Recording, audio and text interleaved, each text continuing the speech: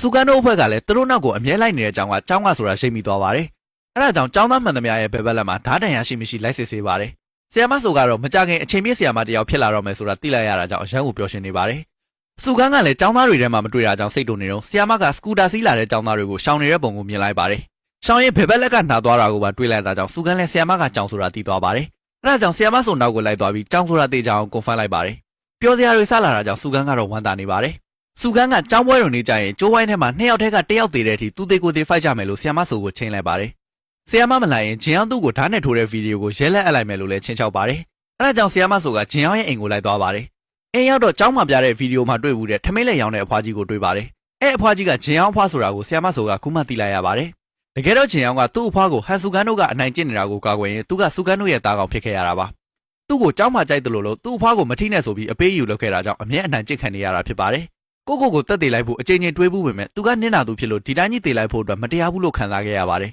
။အခုတော့ဆီယမဆိုကဂျင်အောင်ကိုကူညီပေးဖို့ဆုံးဖြတ်လိုက်ပြီးစုကန်းကိုအနိုင်ယူမှမို့ကျောင်းပွဲတော်နေမှာလာခဲ့ဖို့မှာလိုက်ပါတယ်။ကျောင်းပွဲတော်နေမှာတော့ကျောင်းနဲ့စုကန်းတို့ရဲ့လက်ဝဲပွဲကကျောင်းသားတွေကြားမှာအရန်ကိုနာမည်ကြီးနေပါတယ်။ကျောင်းသားတွေအားလုံးကကျောင်းကိုအားပေးကြနေကြသလိုတက်ကြော်ကောင်လေးကလည်းကျောင်းသားတွေအကုန်လုံးကိုကျောင်းမျက်နှာဖုံးတွေဝေပေးလိုက်ပါတယ်။တကယ်တော့တက်ကြော်ကောင်လေးကဂျင်အောင်မတိုင်ခင်ကအနိုင်ကျင့်ခံခဲ့ရသူဖြစ်ပြီးဂျင်အောင်ကမြေစာပင်အသစ်ဖြစ်လာတော့မှသူကလွတ်လာတာဖြစ်ပါတယ်။ဆီယမဆိုလည်းအာမန်အပြည့်နဲ့ကျောင်းမျက်နှာဖုံးကိုတက်လိုက်ပါတယ်။ကျောင်းသားတွေအားလုံးကတော့ဆီယမမှမသိပဲကျောင်းဘက်ကအားပေးနေကြပါတယ်။နှစ်ယောက်ရဲ့လက်ဝဲပွဲအစမှာတော့လူကောင်းထုံးစံအတိုင်းကျောင်းကပဲခံနေရပါတယ်။အဆက်မပြတ်အထိုးအကန်ခံနေရတာကြောင့်ဟူတီကျွတ်သွားပြီးစပင်းရှည်တွေလည်းပေါ်သွားပါတယ်။အဲဒါကြောင့်ကျောင်းကိုမိန်းကလေးမသိလိုက်ရတဲ့ပွဲကြီးပရိသတ်လည်းရှဲကနေဖြစ်သွားကြပါတယ်။စုကန်းကဆက်ပြီးတိုက်ခိုက်ပေမဲ့ကျောင်းလိုအားကစားသမားတယောက်ရဲ့တက်လုံးကိုမရှင်နိုင်ပဲမောလာပါတယ်။လှုပ်ရှားမှုတွေလည်းနှေးလာတာကြောင့်ကျောင်းရဲ့အမြင့်ကန်ချက်ကိုမရှောင်နိုင်တော့ပဲမျက်ခွက်ကိုပဲ့ပဲ့နဲ့မိသွားပါတယ်။စုကန်းဒရင်ဒရန်ဖြစ်နေတော့မှကျောင်းကသူ့ရဲ့မျက်နှာပုံကိုဌာနမူတားနေတဲ့ကြားကနေအားလုံးရှင်းမှချွတ်လိုက်ပါတယ်။ကျောင်းသားအားလုံးကတော့ကျောင်းကမိန်းကလေးဖြစ်နေလို့အော်မဆုံးသေးခင်မှာသူတို့ရဲ့နူးနူးညံ့ညံ့ဇာရိတဆရာမပါထပ်ဖြစ်နေလို့နှစ်ထပ်ကွန်အော်ကုန်ကြပါတယ်